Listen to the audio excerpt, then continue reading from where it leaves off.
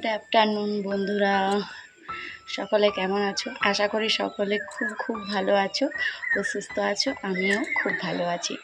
তোমরা সকলে যেরকমভাবে আমাকে সাপোর্ট করে যাচ্ছ, সত্যি বলতে সকলকে অনেক অনেক থ্যাংক ইউ। আর তার সাথে অনেক অনেক ভালোবাসা। এভাবে পাশে থেকো, সাথে থেকো, আমাকে প্রথম থেকে শেষ পর্যন্ত সাপোর্ট করতে থেকো। তোমাদের সাপোর্ট ছাড়া ইউটিউব জার্নিতে একদম এগিয়ে যাওয়া অসম্ভব, সেটা তো আমি বরাবরই বলে আসছি। তো সত্যি, আর তোমরা যেরকমভাবে এত মিষ্টি মিষ্টি কমেন্ট করছো, মানে সত্যি বলছি, ওইগুলোই আমাকে অনেক এনার্জি দিচ্ছে নতুন নতুন ভিডিও করার জন্য। তো আজকে আমি বিকেল থেকেই ভিডিওটা স্টার্ট করছি, কারণ আজকে আমি তোমাদের সাথে ভাবলাম শেয়ার করি যে তোমার শীতকালীন দেখবে দিনটা অনেকটাই ছোট হয়। তো রাত্রির দিকেতে আমরা যদি রাত্রিটাকে বেছে কিছু কিছু কাজ আছে রাত্রির দিকে করে নিতে পারি, তো সত্যিই আমাদের সকালটা অনেক সুন্দর হয়। তো চলো আজকের ব্লগটা এখান থেকেই শুরু করছি। তো এখন বিকেলের সময়, তো এখন বাজে মোটামুটি ওই 4:30। তো তোমাদেরকে বলেছিলাম যে কতকগুলো গাছ নিয়ে এসেছি। তো চলো আজকের ভিডিওটা ওই গাছগুলোকেই আগে মানে কি বলবো লাগিয়ে নিই, ওটার থেকে স্টার্ট করি। আর আশা করি তোমাদেরকে আজকের ব্লগটা ভীষণ ভীষণ ভালো লাগবে। তো তোমরা সকলে স্কিপ না করে প্রথম থেকে শেষ পর্যন্ত ভিডিওটা অবশ্যই দেখো। আর সকলকে আমার আবারও অনেক ভালোবাসা। চলো শুরু করি। তো এই দেখো, এই যে গাছগুলো নিয়ে এসেছিলাম ওইগুলোকে ছাদে নিয়ে এসেছি। ভাবলাম ছাদেতে লাগিয়ে নিতে সুবিধা হবে, তারপর ঘরের যেখানে যেটা রাখার ওটা সুন্দর করে রেখে নেব। কারণ কেন বলো তো, ওই ঘরের মধ্যে যদি ওগুলো লাগাতে শুরু করি তো বিভিন্ন জায়গাতে মাটি পড়বে, জল পড়বে। তো ভাবলাম আগে লাগিয়ে নিই, তারপর তখন কাল সকালে গিয়ে পরে ওগুলোকে ঠিকঠাকভাবে রেখে নেব। তো চলো দেখো, এইগুলো আমি সব মাটি ভরে নিয়েছি এই যে টবগুলো রয়েছে এইগুলোতে। আর এই দুটো একটু বিগ সাইজের টব নিয়েছি। হ্যাঁ, চলো দেখাই তোমাদের কোনটাতে কী কী গাছ লাগাচ্ছি। তো আমি আগেই মানে বড় যে টবগুলো রয়েছে তিনটে, তার মধ্যে আগেই লাগিয়ে নিচ্ছি এই স্নেক প্ল্যান্টটা। কারণ এটা একটা মানে কি বলবো, একটু অনেক বড় হয় মানে প্ল্যান্টটা, আর অনেকটা ঝাড় হয়। তো এটা একটু বড় টবেই লাগানো দরকার। তো আমি ভেবেছিলাম যে এর থেকেও বড় টব নেব, কিন্তু ওর থেকে বড় টব আর ছিল না, নইলে আর একটু বড় হলে ভালো হতো।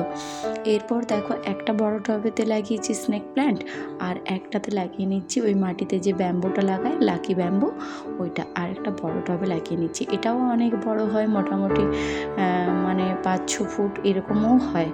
তো মানে যেরকম যত্ন করা যায়, যেরকম একটু খাবার দেওয়া যায়, সেরকমভাবে বাড়তে থাকে। তো ওই রকমভাবে কী বলো তো, বড় টবগুলোই বেছে লাগাচ্ছি। আর একটা বড় টব ভেবেছিলাম অন্য একটা গাছ লাগাবো, মানে ওই স্নেক প্ল্যান্টটারই তুলে দিয়ে ভাবলাম না এখন আর তুলবো না। তো বাকি যে ছোটো টবগুলো রয়েছে সেগুলোতে দেখো আমি বাকি গাছগুলো লাগিয়ে নিচ্ছি। আর কি বলো তো, মাটিটা একটু বেশি দেওয়া হয়ে গেছিলো, তার জন্য আগে করেছি কি, যে কিছুটা করে মাটি অন্য একটা জায়গাতে রেখে নিয়েছি, তারপর লাগাচ্ছি, তারপর দরকার হলে মাটি আবার দিয়ে দিচ্ছি। তো এইরকম যে ছোটো টবগুলো রয়েছে সেগুলোতে ওই অ্যারিকা, মিনি অ্যারিকা যে নিয়ে এসেছিলাম।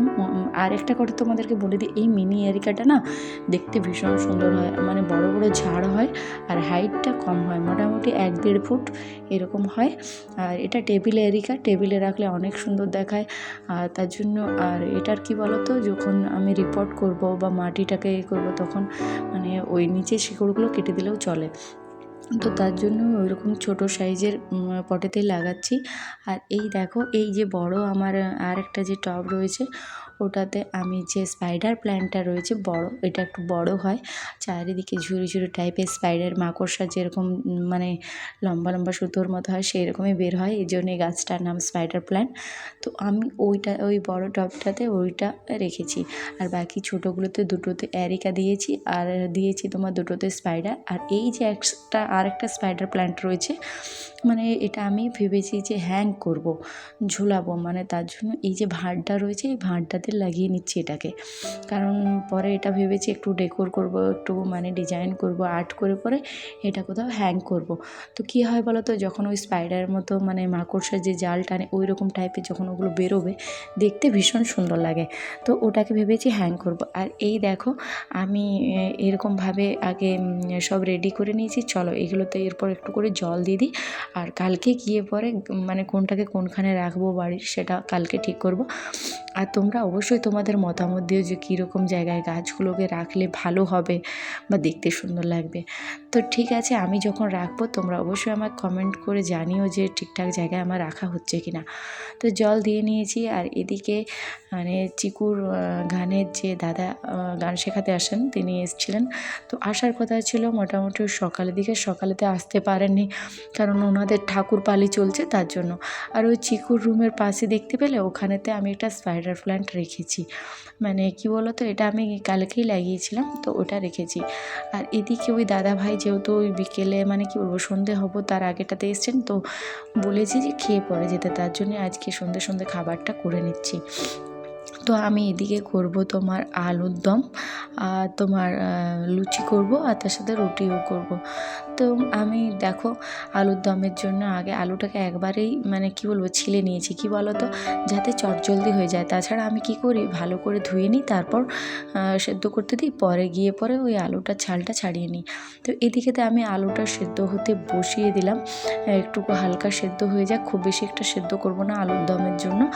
আর এই পাশেতে দেখো এখানেতে মানে দেখাচ্ছে না, এখানে ওই দাদা ভাইয়ের জন্য চা বসিয়েছি। আর কি বলো তো, চিকুর ভীষণ পছন্দের, মানে কি বলবো, ওনার গানের গলা ভীষণ ভালো। তো এদিকেতে আমি এখন জলটা ঢেলে নিচ্ছি। কি বলো তো, যদি আমরা এই শীতকালে রাতটাকে কাজে লাগিয়ে মানে সন্ধ্যের পর থেকে, দিনটা তো অনেকটা ছোট, তো আমরা যদি এই সন্ধ্যের পর থেকে মানে সময়টাকে একটু কাজে লাগিয়ে নিতে পারি তো আমাদের অনেক কাজ হয়ে যায়। তো আমি তার জন্য কী করলাম বলো তো, আগে সকালে জলটা মানে বোতলেতে ভরতাম, এখন করলাম কি রাতেই আগে জারকিনটা খালি করে দিই, তারপর বোতলগুলোতে জল ভরে নিই। তো তার জন্যে কী সুবিধা হয়, সকালে উঠে না উঠে আমাকে ওই জল নিয়ে আরও মানে কী বলবো ভরতে হয় না, অত তাড়াহুড়ো হয় না। আর একটা কী জিনিস বলো তো, এই ঠান্ডার দিনে সকাল সকাল জল ছুঁতে বা জল নিয়ে ঘাটাঘাটি করতে একদম ভালো লাগে না। আর এদিকেতে আমার আলুর দমটা করা হয়ে গিয়েছে, এখানেতে আমি লুচি করব কম করে, আর রুটি করে নিয়েছি, তো লুচিটা করে নিচ্ছি, দাদাভাইকে খেতে দেবো, খেয়ে পরে উনি বেরিয়ে যাবেন। তো এদিকেতে আমি চিকু আর দাদা ভাইয়ের জন্যই মোটামুটি লুচি করেছি, কারণ মা বাবা আমি চিকুর বাবা আমরা কেউ খাবো না, তো রুটির জন্য আটা মেখে রুটি করে নিয়েছি। তো এদিকে লুচিগুলোও করে নিলাম। দিয়ে চলো চিকু এবারে ওখানে, ওর বাবা বারবার বলছিল পড়তে বসার জন্য, তো বই তো পড়ে আছে চারিদিকে, কিন্তু চিকু পড়তে বসেনি।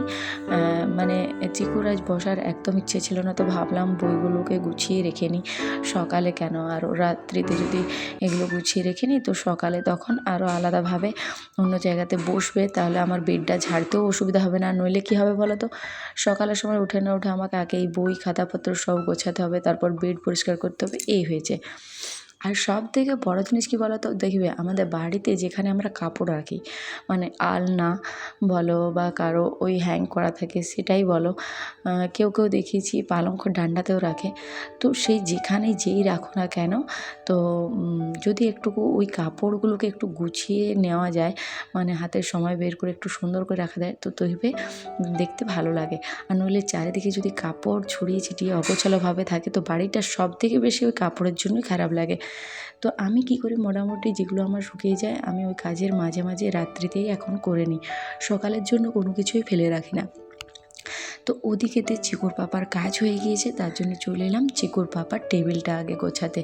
চারিদিকে বইপত্র তার সাথে ফাইল ওইগুলো পড়েছিল, তো ভাবলাম ওইগুলো আগে চটজলদি গুছিয়ে নিই।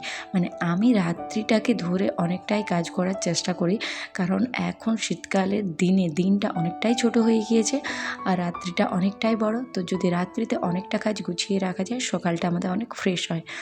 তো এইখানেতে আমি সকলকে খেতে দিয়ে চলে এসেছি। আমি ভাবলাম যে আগে গ্যাস মুছে নিই, পরিষ্কার করে নিই, তারপর থালা বাসন ধোয়াধুয়ি করবো। তো তার জন্য আমি গ্যাসটা মুছে নিচ্ছি। এটাও আমি সকালের জন্য রাখি না, সকালেতে খাবার করার ব্যাপার রয়, ভাত টাত রান্না করতে হয়, সকাল সকাল চিকুর বাবার কলেজ রয়েছে, তো এগুলো আমি রাত্রিতে সেরে রাখি যতটা সম্ভব।